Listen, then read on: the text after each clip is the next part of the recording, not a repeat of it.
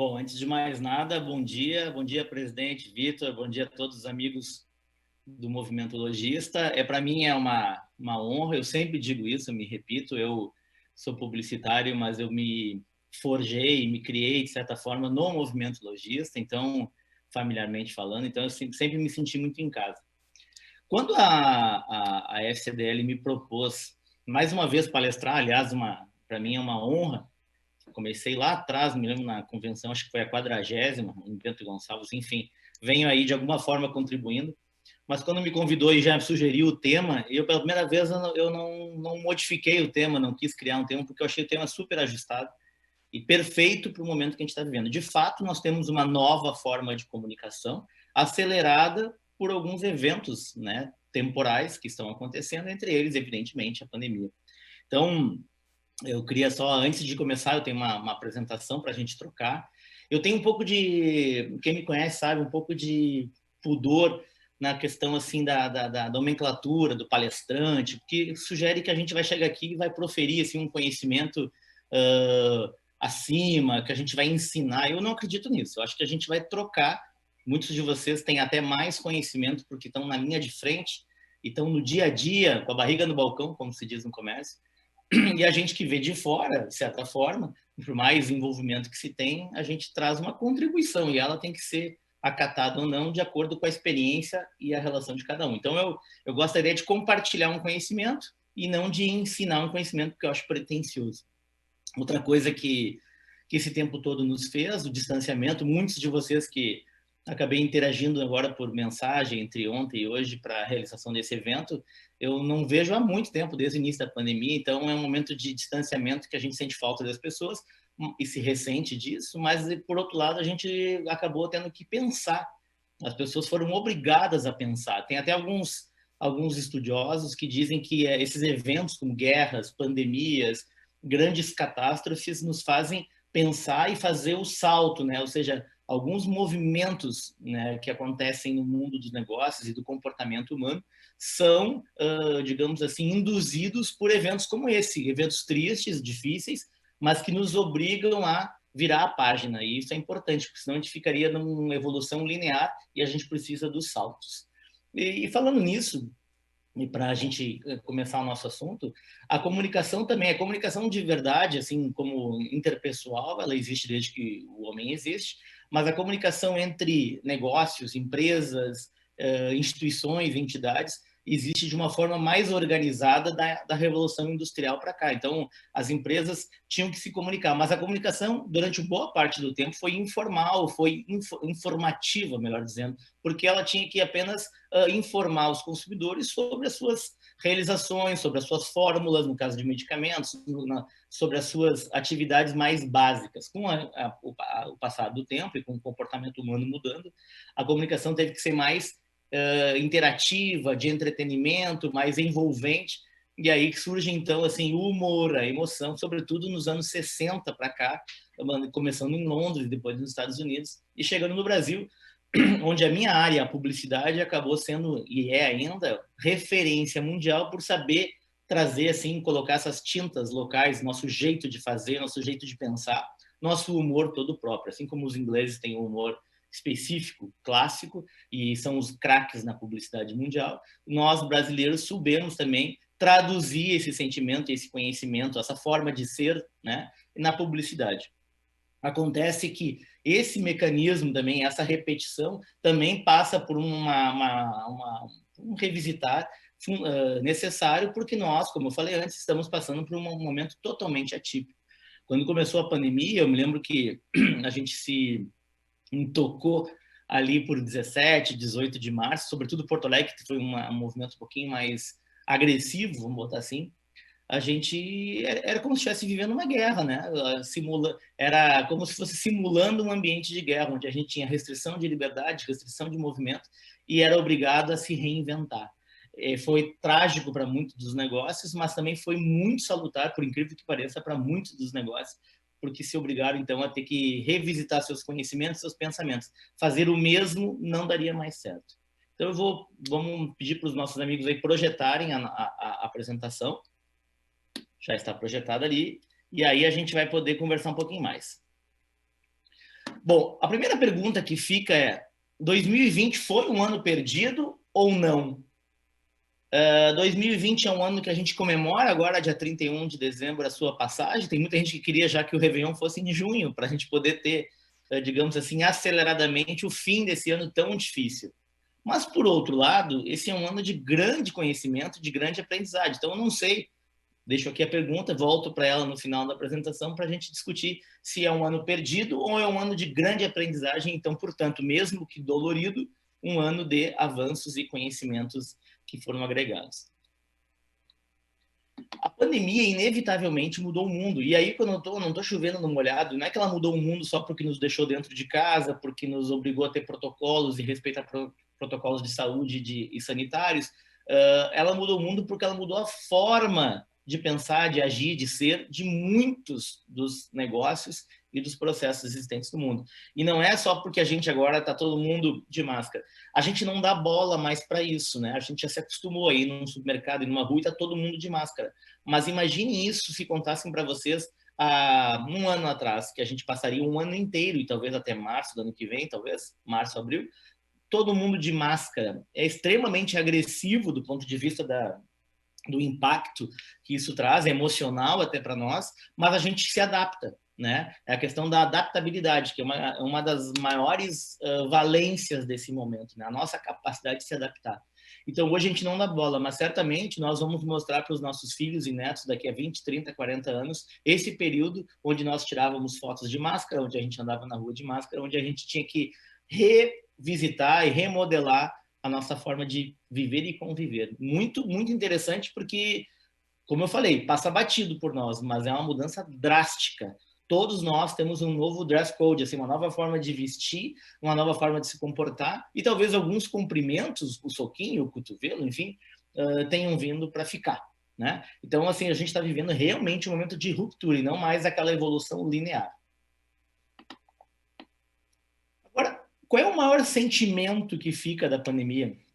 O maior ensinamento que fica da pandemia? Eu me lembro que quando começou, para mim, cada um processa de um jeito. Eu sei que muita gente negou a pandemia, eu sei que muita gente relativizou, mas para mim, no meu jeito inquieto, no meu jeito, digamos assim, de um cara que tem sede de fazer, de empreender, de viver, enfim, para mim a pandemia me mostrou o quanto a vida da gente é frágil. A gente está aqui hoje e literalmente amanhã não pode não dar mais. E esse sentimento de fragilidade, eu vi que não era só meu, porque ele acabou inundando, né, impactando o comportamento de pessoas e de empresas. Porque o sentimento de fragilidade nos traz um outro tipo de consequência. Tá? E essa consequência é o sentido de urgência. Tudo agora, é para hoje. Não tem mais sentido a gente pegar, juntar dinheiro, trabalhar, botar numa poupança, numa aplicação para retirar daqui a 20 anos. Eu não sei se daqui a 20 anos eu vou estar aqui. E eu estou falando do comportamento médio, claro que tem pessoas que agem diferente, mas a média tem que ser sempre levada em consideração, porque a média é o resultado, né, dos dois extremos. Então, na média, as pessoas, e existem provas já disso, as pessoas estão vivendo assim com um sentido de urgência bem presente, tá? E esse sentido de urgência é como se a gente não pudesse deixar para amanhã aquilo que a gente já podia ter feito ontem. Não é hoje, ontem. É acelerar, é dar um outro ritmo, é tirar da gaveta aquele projeto, é tirar da gaveta aquele sonho, é não deixar o sonho sempre embalado, assim, numa fita dourada, não sei, em algum lugar lá do pensamento, algum lugar do pensamento, algum lugar do nosso subconsciente, a gente tem que realizar. E esse sentimento acabou, como eu falei, acarretando mudanças de comportamento. E quando há uma mudança de comportamento das pessoas, há necessariamente uma mudança de comportamento dos consumidores, porque os consumidores nada mais são do que pessoas, né? Então a gente tem, por exemplo, olha essa notícia aqui. O Covid, né, a pandemia, aumentou a busca por imóveis com quintal ou varanda e a compra por casas, assim como aumentou também a busca por residências no interior e no litoral. Isso aqui é um baita de um exemplo de como um evento negativo produz uma consequência positiva. E eu sou um otimista, né, inveterado, até incorrigível, mas eu acho assim que a gente sempre tem que fazer nessa leitura de que a gente tem que tirar alguma coisa disso. E a pandemia, por exemplo, nesse caso, causou essa consequência. E essa consequência não é só no ponto de vista do setor imobiliário, ela é um movimento de comportamento. Se eu estou buscando mais vida ao ar livre, mais lazer, mais prazer, eu estou buscando, então, uma nova forma de viver. E essa nova forma de viver vai se refletir em vários e vários ambientes de negócio. Eu estou reformando a minha casa nesse momento e conversando com lojistas do segmento de decoração, inclusive ontem, e a moça me falava o seguinte: olha, o nosso negócio, depois que retomou a liberdade, né, ainda que restrita de ir e vir, nosso negócio teve um aumento substancial. Por quê? Porque as pessoas começaram a valorizar mais a casa, ficar em casa. Então tem que ser mais agradável, mais bonito, mais legal, mais prazeroso, mais confortável. E eu tenho uma outra leitura sobre a crise econômica. E eu não sou especialista, como aí tem o Starosta que vai falar depois, como economista, o próprio presidente, a federação. Vocês são os especialistas nisso. Mas eu sempre disse que a economia ia se recuperar rapidamente. Sabe por quê? Porque a sede de viver é tão grande que assim que normalizar, vocês vão ver, podem me cobrar, assim que sair a vacina, como vai ser uma explosão de idas aos bares, restaurantes, casas noturnas, viagens, lojas, as pessoas querem, estão represando essa vontade. Então, eu acho que não vai ser um crescimento assim gradativo, vai ser um crescimento exponencial, porque existe essa sede represada de vida. Ou seja, acelerou a nossa vontade de viver. E essa vontade de viver não é simplesmente assim estar vivo, porque estar vivo é sobreviver. Se eu ficar aqui parado, assim, né, de uma forma mais inerte, eu vou estar vivendo, mas não é nesse sentido, vivendo no sentido pleno da existência, da realização. E esse movimento muda muito o comportamento da comunicação. Quer ver um negócio? A gente tem uma tendência nesse momento a não perder mais tempo, a não desejar perder mais tempo e nem engolir sapos. O que é isso? Não aceitar aquilo que não era tão prazeroso porque eu não tenho mais tempo a perder. Se a vida pode acabar a qualquer momento, como é que eu vou protelar uma decisão? Eu vou aceitar uma coisa que não me agrada.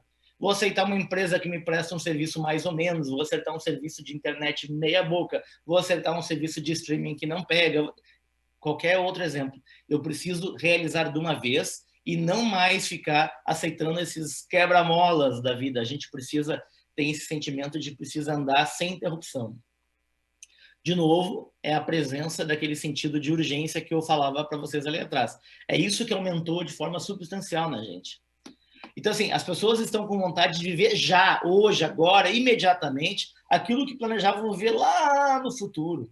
Olha, daqui a 30 anos eu vou pensar em sair dessa casa que está grande e vou para uma casa menor, mas com compensação, o dinheiro que sobra, eu vou ter uma casa na praia, uma casa no campo, eu vou fazer aquela viagem. Eu tenho um amigo, claro que eu não vou revelar o nome, um grande amigo meu, que ele é um cara que junta dinheiro há muito tempo. A gente teve basicamente os mesmos empregos, depois eu fui empreender, ele continuou funcionário, mas ele assim ganha bem, é um cara bem destacado, mas ele junta.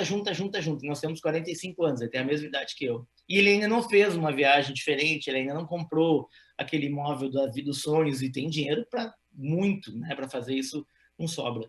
Por quê? Porque é o tipo do cara, e tem várias pessoas assim, que protela, que fica esperando o melhor momento.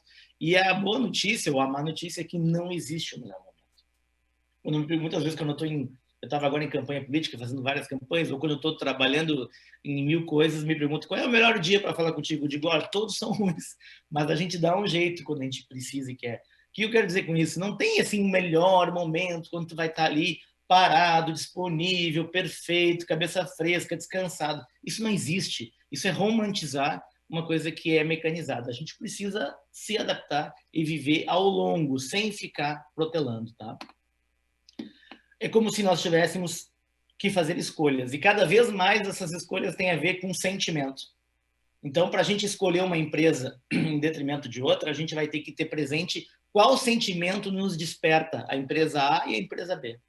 Isso por mais que seja óbvio para a gente que trabalha com isso, não é presente na cabeça, por exemplo, dos ditos anunciantes, que são vocês, os lojistas, né? As empresas são basicamente iguais. O que elas não se dão conta é que são as escolhas que elas fazem de comportamento, de propósito, é que fazem também e determinam e acarretam nas escolhas dos consumidores por identificação. né? Então, cada vez mais as empresas precisam ter propósitos e não apenas produtos, tá? Porque, vamos lá, vamos combinar. Exceção daquela empresa que vende um artesanato fabricado por si mesmo, daquela empresa que vende alimentos produzidos por ela mesma, as empresas vendem, as lojas vendem os mesmos produtos. Dá um Google ali num produto, ela vai estar disponível em todas as plataformas, em todas as lojas. Hoje, redes como a Magazine Luiza, a Magalu, por exemplo, é um portal, é um lugar onde tu encontra alimento. Eu fiz nessa pandemia compras de supermercado, de rancho, como se diz aqui no Sul, para minha mãe, por exemplo, que estava isolada da gente, através do Magazine Luiza. Então, assim, essa é a mudança, né? Essa é a grande diferença. A gente tem que ter compreensão que nós vendemos as mesmas coisas. E se a gente vende as mesmas coisas, como é que a gente se difere naquilo que a gente vende como intangível, né? Que é o nosso comportamento, o nosso posicionamento, portanto, a nossa comunicação. E eu tenho dito para todo mundo que ela vai ser, a partir de agora, mais visceral, mais posicionada e mais cuidadosa. Não dá para ser de qualquer jeito. Não dá para ser assim, já que eu vendo, então, eletrodomésticos, como era o caso da rede da minha família, eu vou vender falando em preço. Já que eu vendo comida, eu vou vender falando em sabor. Não, tem outras coisas. O que é valor para nós, que pode ser valor para ti também. Valores sociais, valores humanos, valores ambientais. Isso cada vez é mais presente. Ainda que digam assim, não, mas isso é uma coisa que em mercados mais maduros, como a Europa, os Estados Unidos, não, mas o consumidor brasileiro já está fazendo as suas escolhas baseadas em valores. Porque tudo comunica. A gente tem uma frase na propaganda que diz o seguinte, até uns tempos atrás, propaganda não é o que você diz, é o que os outros entendem. Agora a gente pode dizer o seguinte, propaganda não é o que tu comunica, é aquilo que transparece. Tu pode estar dizendo o A, mas se tu está transparecendo o B, é B que vale. Vamos pegar o caso recente do Carrefour, inclusive montaram essas artes aqui relacionadas a essa atitude, que eu nem vou entrar no mérito, e eu peço aqui para vocês licença para a gente nem entrar no mérito se foi ou se não foi um ato de racismo, mas a consequência foi, né, de um boicote à empresa em função de um pretenso ato de racismo. Então, a loja ficou afetada, a loja inclusive está passando por um processo talvez de fechamento, mas a empresa como um todo também foi afetada. Então, não é o que a gente simplesmente comunica e faz, mas é aquilo que a gente transparece, aquilo que a nossa marca comunica. É aquela velha história. Sabe, muita gente não sabe por que tem nos caminhões das empresas aquela frase, diga como estou dirigindo, né? Porque se aquele caminhão te cortar a frente na estrada, ultrapassar num lugar proibido, ou te colocar numa situação de risco, não foi o seu Zé, o seu João que está dirigindo que fez isso, foi a empresa. Então é a mesma coisa em qualquer comportamento que tenha relação com as marcas. A gente tem que ter muito cuidado com aquilo que a gente faz ou que deixa fazer, porque isso acaba comunicando para o bem ou para o mal. Mais recentemente ainda, num programa líder de audiência na Rádio Gaúcha, que é a rádio líder em audiência proporcionalmente no Brasil, em termos de ouvintes por minuto e proporção de universo de audiência, né, de ouvintes. No programa Timeline, dois conhecidos jornalistas gaúchos, Davi Coimbra e a Kelly Matos, fizeram comentários, vamos dizer assim, equivocados, completamente fora da lógica, em relação àquele horroroso assalto que aconteceu em Criciúma, e imediatamente houve uma retaliação. E a retaliação veio na forma de saída dessas empresas que anunciavam no segmento e no horário, como a Santa Clara, como Biscoito Zezé, Sebrae, Shopping Total e outros, Unicred.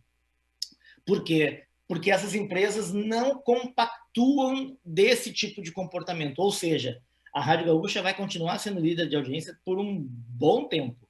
Aí esse programa provavelmente vai continuar liderando o horário por um bom tempo. Mas o meu comportamento não é mais só técnico, porque tecnicamente eu como publicitário e eu como empresa deixaria o meu anunciante no horário líder de audiência. Mas eu, como empresa, não quero mais ser associado a qualquer tipo de preconceito, qualquer tipo de fala politicamente incorreta e assim por diante.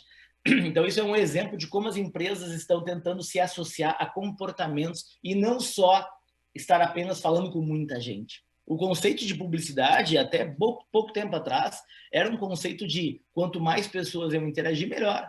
É mais ou menos como eu vou falar daqui a pouquinho nas redes sociais. Quem tem mais amigos, mais seguidores, melhor. Não é verdade. Não é verdade, porque nisso não há uma seletividade. Então a gente precisa ter essa consciência que a gente tem que ser seletivo e não mais apenas quantitativo. Então, o que difere as empresas é a comunicação, a narrativa, né? O engajamento que a gente gera, e não apenas aquilo que a gente faz ou produz. Então, a gente tem que ter uma consciência bem assim, fina, uma motricidade fina nisso, para a gente não perder o trem da história. Não adianta a gente apenas comunicar e informar como se nós estivéssemos ainda nos anos 30, 40, 50, 60, porque isso não é mais possível faz tempo. A gente tem que envolver. E para envolver, engajamento é a palavra da moda, assim, nas redes sociais já faz um tempo. O que é o engajamento? É engajar, é envolver. Para a gente envolver, a gente tem que compartilhar dos mesmos sentimentos, dos mesmos propósitos, né? Nos anos 90, 80 e 90, uma empresa ficou muito conhecida no mundo da publicidade, a Benetton, as lojas Benetton, porque elas faziam alusão às nossas, digamos, maiores restrições, preconceitos, enfim, as dores sociais que a gente não tinha medo de enfrentar. Eu acho que a Benetton estava muito à frente do tempo. Talvez hoje fosse o momento de fazer algo como isso, porque a gente hoje discute isso. Mas naquele momento, de forma provocativa, através das campanhas do Oliver Toscani, a gente tinha essas peças, por exemplo, como aqui um padre e uma freira se beijando, com essa questão do racismo. Olha, os corações das pessoas são absolutamente iguais, os brancos, negros, os amarelos, os índios, de qualquer outra raça, etnia. E essa provocação acabou trazendo para Benetton uma notoriedade e, ao mesmo tempo, uma grande controvérsia. Naquele momento, países como o Brasil refutavam isso, porque isso abalava o status quo, o politicamente correto. Hoje seria um golaço, né? Porque é um tipo de campanha que nos faz pensar, né? Nos faz refletir e nos faz assim ter uma melhor compreensão de que, no fundo, somos todos iguais. E ser iguais não significa que a gente tem que ter as mesmas oportunidades, porque isso é equidade. A gente tem que ter oportunidades proporcionais às nossas diferenças. Parece contraditório, né? Mas a gente precisa respeitar que estamos em estágios diferentes, no caso, por exemplo, do racismo, em termos de oportunidade de trabalho, de mercado, mas precisamos ter o respeito igual. Então, esse tipo de campanha hoje seria muito bem-vinda. Claro que nem eu falei, não adianta comunicar, tem que transparecer. Muito legal a empresa fazer uma campanha contra o racismo e ser uma empresa que não emprega nenhum negro. Muito legal, né? Legal ironicamente falando. É uma empresa se vender a favor da sustentabilidade e não reciclar o lixo. Eu faço uma foto atrás da empresa, da loja, e vejo ela misturando os lixos, contraponho com o argumento dela de ser uma empresa sustentável, amiga do meio ambiente, eu destruo a empresa. As redes sociais acabam com essa empresa na hora. Entendeu? É a mesma coisa que a gente ter uma imagem propagada, uma imagem, né, para fora, e ser uma pessoa completamente diferente para dentro. Isso hoje é impossível de sustentar. Qual é o sentimento que fica, então, dessa comunicação? As pessoas têm menos tempo a perder. Esse sentimento de urgência que eu falei antes, menos tempo a perder. Menos tempo a perder significa que eu tenho que resolver as minhas coisas de uma forma mais prática e mais imediata. Então, a gente vai ter algumas coisas que eu acho que vão cair por terra, e eu estou fazendo aqui uma futurologia, e com todo o direito a errar, porque quem prevê o futuro são as cartomantes, não são os publicitários, mas eu entendo que a gente vai cair, alguns conceitos vão cair por terra. Aquele sentimento de pertencimento que no início das redes sociais, até hoje vigoram, de mais amigos, de mais audiência, de mais curtidas, esses sentimentos devem cair por terra. Até porque isso é um claro e manifesto sinal de carência, né? Tem muita gente que compra audiência, compra likes, isso é algo para ser tratado na psiquiatria, na psicologia, mas acontece. As lojas também, muito preocupadas com a sua grande penetração nas redes sociais ou de audiência, e eu acho que isso não é o foco é a gente saber definir qual é o nosso nicho, o nosso mercado.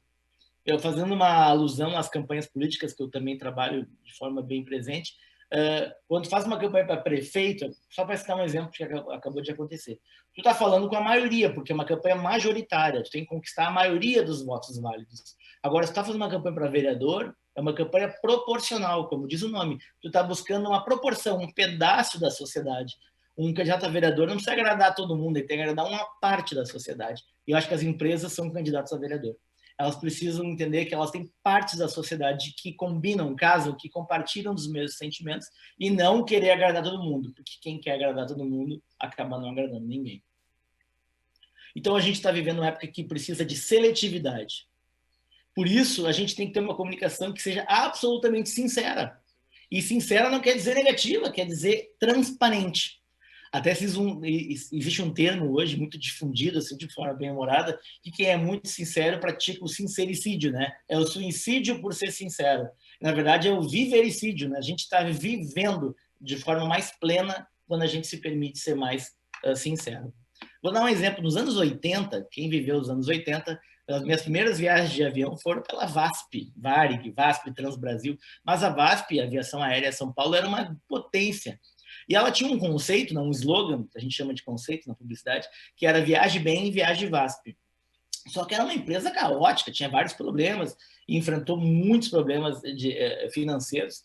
E teve uma campanha, ali no iníciozinho dos anos 90, um pouco antes de ela ser privatizada, que dizia assim, lembra quando a gente dizia viaje bem e viaje VASP? Isso não era verdade. E aí listava tudo que eles tinham que melhorar, no atendimento, na pontualidade, na alimentação. Então, vejam o grau de transparência, mas antes da hora, porque naquele momento era ainda a época de romantizar, glamourizar, tapar o sol com a peneira. Hoje, esse tipo de comportamento seria muito bem aceito, a empresa ganharia provavelmente até melhor pontuação e engajamento financeiro na bolsa, por ser uma empresa de capital aberto, mas naquele momento foi insuficiente para salvar a empresa quebrou, né? A empresa, de fato, não era o que pregava, não se viajava bem e quem viajava de VASP acabava insatisfeito. Então, a empresa quebrou e a gente não tinha como sustentar essa narrativa naquele momento. Hoje teria. Então, comunicação não é o que a gente comunica, fala, põe no anúncio, põe no card na rede social. É muito legal a gente botar um card e um anúncio. Eu estou falando card porque a maioria das empresas hoje só milita nas redes sociais. Então, botar um vídeo, um card de algo bonito, romântico, educado, educativo. Mas se isso não for a verdade da empresa, isso é absolutamente inócuo, né? A gente precisa transparecer aquilo, né? No comportamento, no atendimento, na própria vida dos sócios, em tudo. Tudo isso vai ser avaliado e as pessoas sabem como avaliar e sabem onde buscar, porque nós estamos extremamente expostos, né? E imagem nada mais é do que coerência. A gente, quando tem uma postura, a gente projeta uma imagem. E uma imagem é coerência. O que é coerência? A gente tem que falar aquilo que a gente faz. A gente tem que ser aquilo que a gente propaga. Então, não adianta a gente falar uma coisa sem outra. A gente nunca foi tão filmado, tão explorado, tão percebido. Todos nós estamos com a vida absolutamente entregue às redes sociais, de forma assim, quase num sentimento de nudez. Estamos todos expostos. Então, essa exposição nos faz mais reféns ainda da nossa narrativa. Por outro lado, é libertadora. A gente vai ser quem a gente quiser, porque vai ter sempre gente que vai concordar e não queremos mais, se Deus quiser, agradar todo mundo, né? Eu brinco sempre, ninguém vai confiar num personal trainer gordo. Ninguém vai confiar num personal trainer que está fora de forma. Por quê? Porque ele pode ser o melhor tecnicamente, mas a imagem dele não é condizente com aquilo que ele prega. Então, essa sintonia, que é uma brincadeira que eu estou fazendo aqui, mas ela é super necessária. Assim como ninguém vai num pneumologista que fuma. Embora esse anúncio que vocês estão vendo aqui é um anúncio real dos anos 60. Então, volto à pergunta. 2020 foi um ano perdido ou foi um ano para a gente aprender, evoluir e para a gente conseguir fazer desse limão, não uma limonada, mas uma caipirinha, já que a gente está num domingo, dia de churrasco, será que não é um ano para a gente limpar a página, escrever uma nova história, fazer tudo aquilo que a gente vinha fazendo ser revisitado, ser repensado para a gente botar a nossa empresa e a nossa comunicação num outro patamar?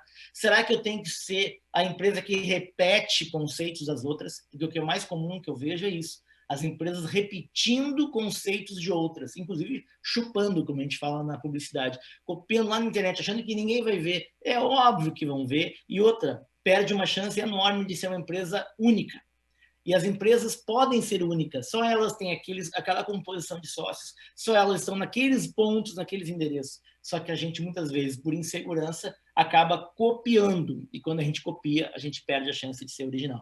Então, é um assunto que eu sou recorrente nisso, porque eu, de fato, acredito. Não só no comportamento da gente, enquanto empreendedores de si mesmo, mas enquanto lojistas e empreendedores do nosso negócio. Então, só depende da gente saber se 2020 foi um ano negativo, perdido, ou se 2020 foi um ano de acréscimos e de melhorias e de conhecimento. Porque não é o ano em si que a gente vive, mas as consequências que ele traz para nós depois e para a nossa vida que vem a partir daí. Então, antes de me encerrar totalmente aqui a minha fala, eu deixo aqui meu telefone para contato. Se alguém achou que isso tem alguma validade, o que eu falei, estou à disposição. Volto a agradecer mais uma vez o convite, agradecer mais uma vez aí a oportunidade de estar com vocês e agradecer mais uma vez também a chance de compartilhar conhecimentos. O que eu sei hoje, provavelmente amanhã, daqui a 2, 3, 5 meses, eu posso ter outro tipo de pensamento, porque a vida é assim, uma eterna evolução. Quem fica preso naquilo que já soube um dia, certamente fica preso naquele momento da história. E a história, como a pandemia nos mostrou, é absolutamente inusitada, ousada e imprevisível. Tá bom? Muito obrigado.